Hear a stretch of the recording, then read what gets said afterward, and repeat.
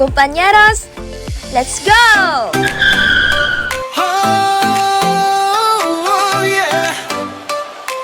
Ang Siargao ay higit pa sa isang isla. Sa katunayan, isa itong arkipelago na binubuo ng 48 magkakahiwalay na isla at islets. Kabilang na ang sikat na Bukas Grande. Kung titingnan sa mapa, hugis luha ang pangunahing isla, kaya tinagurian itong The Teardrop Island. Ang perpektong lokasyon nito sa mismong gilid ng malalim na Philippine Trench, ang sikreto sa likod ng malalaking alon nito. Ang biglaang pag-angat ng malalim na sahig ng dagat, papunta sa mababaw na bahura ang nagtutulak sa tubig paitaas, na lumilikha ng mga sikat na hollow tube waves.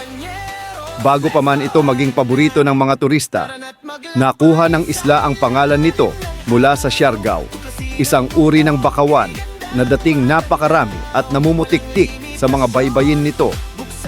Nagsimula ang kasikatan ng Siargao bilang surfing capital noong late 1980s nang madiskubre ito ng mga matatapang na surfers. Ngunit sumabog ang pangalan nito sa buong mundo noong 1972 dahil sa mga inilathalang litrato ng American photographer na si John Callahan.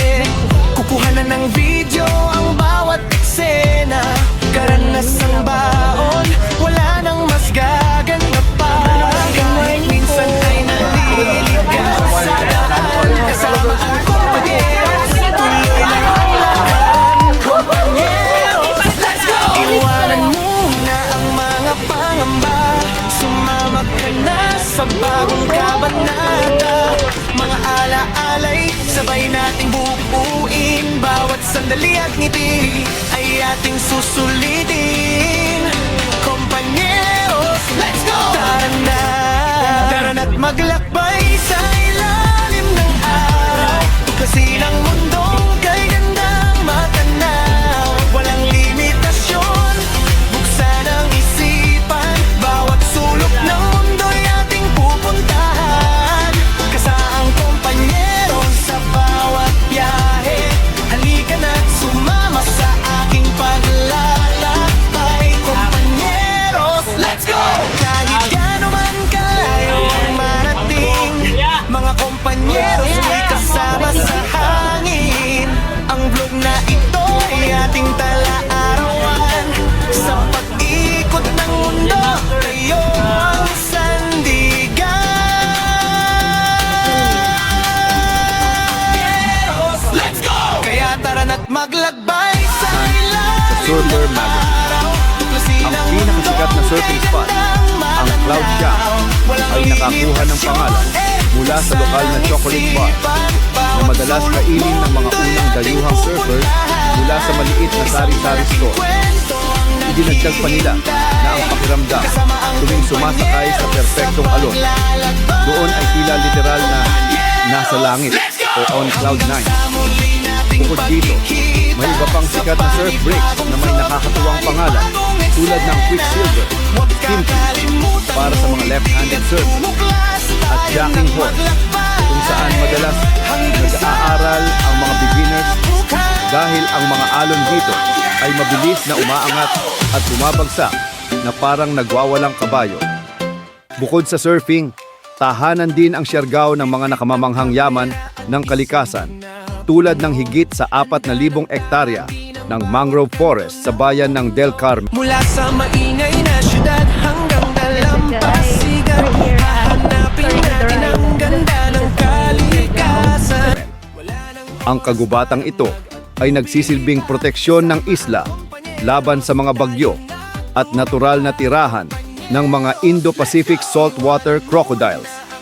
Sa kalapit na Sohoton Cove naman, matatagpuan ang Todyoman Lagoon na sikat sa libu-libong stingless jellyfish na ligtas langguyan at hawakan, lalo na tuwing mating season mula Marso hanggang Mayo. Kung naghahanap ka ng kakaibang photo spot, sikat na sikat ang nakayukong puno ng niyog sa Maasin River, kung saan nilagyan ito ng swing ng mga lokal para tumalon sa malinaw na ilog. Maaari ka ring makasumpong ng mga maliit na Philippine tarsiers na tahimik na naninirahan sa mga burol at kagubatan ng Del Carmen at Bucas Grande. Siyempre, hindi kumpleto ang karanasan sa Siargao kung walang pagtuklas sa lokal na kultura at pagkain. Makikita ang pagmamahal ng mga lokal sa surfing, maging sa kanilang panaderya, sa pamamagitan ng Pandi Surf. Isang higanteng tinapay na hugis surfboard na madalas iniluluto sa pugon at masarap Kasama ang kompanyeros, tuloy lang ang lakaran. Kompanyeros, let's go! Iwanan mo na ang mga pangamba.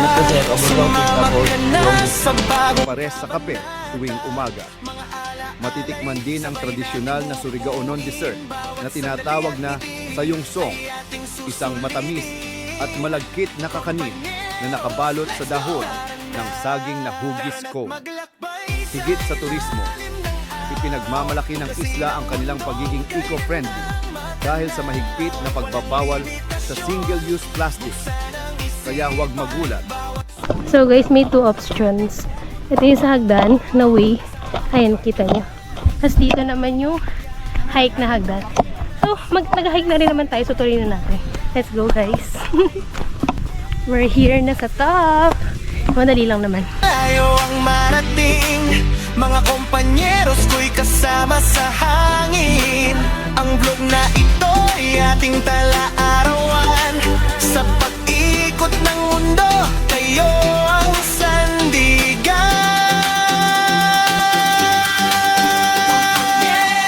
Let's go! Kaya tara na't maglakbay sa ilalim ng araw. Tuklasin ang mundong kay gandang matanaw. Walang limitasyon, buksan ang isipan. Bawat sulok mundo'y ating pupuntahan. Isang malaking kwento ang naghihintay, kasama ang kompanyero sa paglalakbay. Kompanyeros, let's go! Hanggang sa muli nating pagkikita, sa panibagong vlog, panibagong eksena.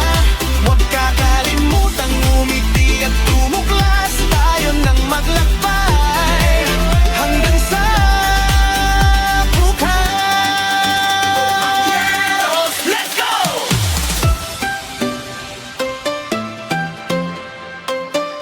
Oh yeah! Bitbit ang kamera at isang bag na puno. Handa ng tahakin ang bawat kanto ng mundo. Mula sa maingay na syudad hanggang dalampasigan, hahanapin natin ang ganda ng kalikasan. Wala nang oras para mag-atubili pa, kasama ang kompanyeros, tayo na trumampa. Kompanyeros, let's go! Iwanan muna ang mga pangamba, sumama ka na sa bagong kabanata. Mga alaalay, sabay nating bubuuin, kasama ang kompanyeros, ngiti ating susulitin. Kompanyeros, let's go! Tara na't maglakbay sa ilalim ng araw. Tuklasin ang mundong kay gandang matanaw. Walang limitasyon, buksan ang isipan. Bawat sulok ng mundo'y ating pupuntahan, kasama kompanyeros sa bawat biyahe. Halika na't sumama sa ating paglalakbay. Kompanyeros, let's go! Tikman ang sarap ng iba't ibang putahe. Mga ekstranghero'y magiging bagong kumpare. Kukuhanan ng video ang bawat eksena. Karanasang baon, wala nang mas gaganda pa. Kahit minsan ay naliligaw sa daan, kasama ang kompanyeros, tuloy lang ang lakaran. Kompanyeros, let's go! Iwanan muna ang mga pangamba, sumama ka na sa bagong kabanata. Mga alaalay, sabay nating bubuuin. Bawat sandali at ngiti ay ating susulitin. Kompanyeros, let's go! Tara na't maglakbay sa ilalim ng araw. Tuklasin ang mundong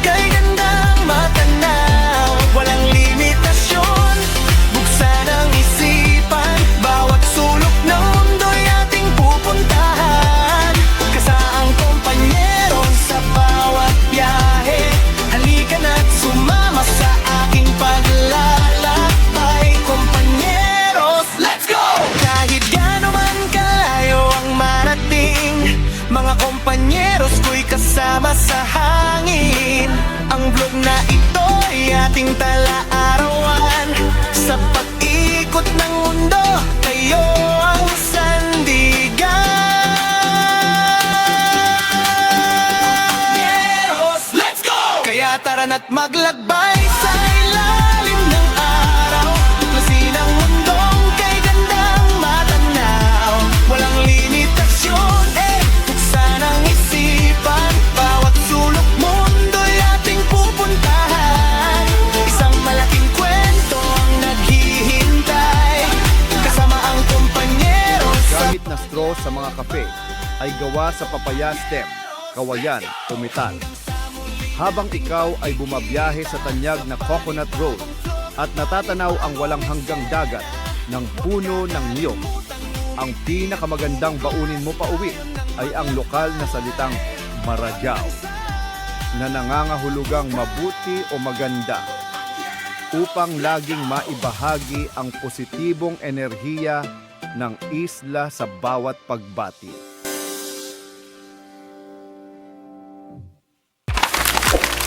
See you on our next travel.